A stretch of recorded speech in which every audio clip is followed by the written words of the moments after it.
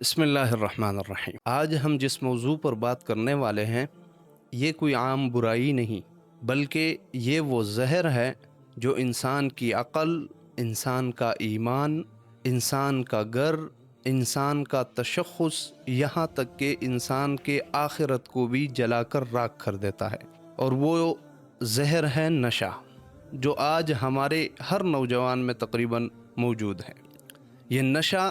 اتنی بڑی لعنت ہے کہ اس کے بارے میں اللہ تعالیٰ نے قرآن میں ارشاد فرمایا ہے کہ یا ایھا الذین آمنوا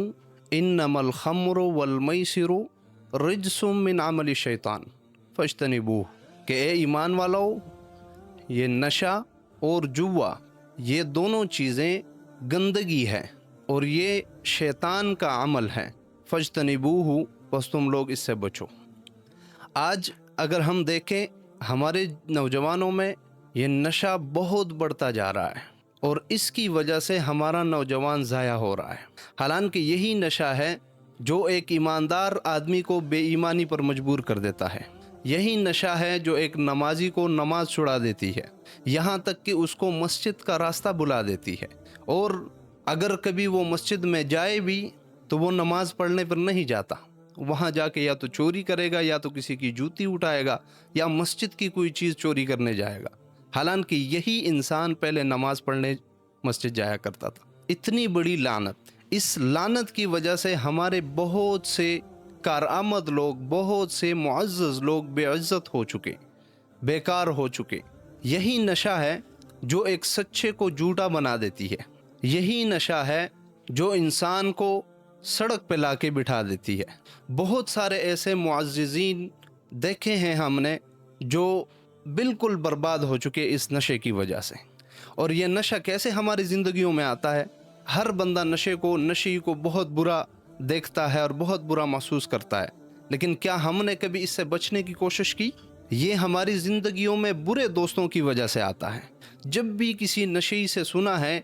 کہ یہ نشہ کیسے شروع کیا،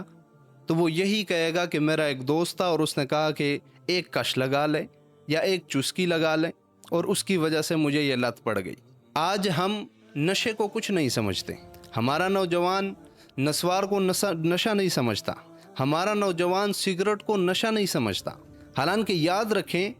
جو بندہ چھوٹے نشے کو کچھ نہیں سمجھتا وہ بہت بڑے بڑے نشوں میں لگ جاتا ہے، کیونکہ یہ نشہ ایک ایسی چیز ہے جب آپ یہ کرتے ہیں تو آپ کا عقل اس کا عادی بن جاتا ہے۔ اگر آپ یہ نہیں کریں گے تو آپ کا عقل اپنی جگہ پہ نہیں رہے گا، آپ کے جسم میں بے سکونی ہوگی، اور اس سکون کو لانے کے لیے پھر یہ نوجوان نشوں میں مبتلا ہو جاتے ہیں، اور پھر کسی حد تک جب سگریٹ شروع کر دیتے ہیں تو وہ کسی حد تک جا کر اس کا نشہ ختم ہو جاتا ہے، پھر وہ اس کو وہ سکون نہیں دیتا، پھر وہ اگلے سٹیپ پہ جاتا ہے اور اس سے اگلی چیز وہ چرس شروع کر دیتا ہے، پھر کسی وقت تک یہ چرس پیتا ہے اور اس کو اس کا نشہ چڑھتا ہے، لیکن ایک وقت ایسا آتا ہے کہ یہ چرس بھی اسے نشہ نہیں دیتا، پھر وہ اس میں بڑھوتری کرتا ہے، ایک سگریٹ سے 2 کر دیتا ہے، 3 کر دیتا ہے، پھر جب اس سے بھی کام نہیں بنتا تو پھر یہ آئس کی طرف چلا جاتا ہے، اور پھر اللہ ہم سب کو اس سے بچائے، پھر انجیکشن کی طرف اور پاؤڈر کی طرف چلا جاتا ہے جو کہ اس کی زندگی لے لیتا ہے۔ یاد رکھیں اسی نشے کے بارے میں نبی علیہ السلام کا ارشاد مبارک ہے کہ کل مسکر حرام،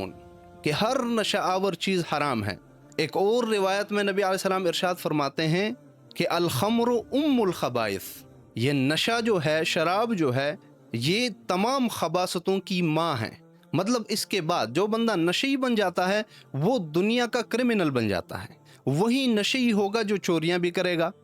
وہی نشئی ہوگا جو ماں باپ کا نافرمان بن جائے گا، وہی نشئی ہوگا جس کی بات پر کسی کو اعتماد نہیں ہوگا، حالانکہ یہ اتنا معزز شخصیت ہوگا کہ کسی زمانے میں یہ لوگوں کے فیصلے کرتا ہوگا، لیکن لوگ اسے مجلس میں بٹھانے کے لیے تیار نہیں ہوں گے۔ خدا را اپنے بچوں پر خیال رکھیں، اپنے چوٹوں کا خیال رکھیں اور انہیں اس لعنت سے دور رکھیں۔ والدین اور گھر کے بڑے اس نشے کو، چاہے وہ چھوٹے سے چھوٹا نشہ کیوں نہ ہو، اس کو اپنا ریڈ لائن بنائیں کہ اگر بچہ اس کو کراس کرے گا تو اس کو سخت ناراضگی کا سامنا ہوگا، یہاں تک کہ اس پہ اگر سزا بھی دی جائے تو کوئی قباحت والی بات نہیں، کیونکہ یہ اس کی زندگی کا سوال ہے۔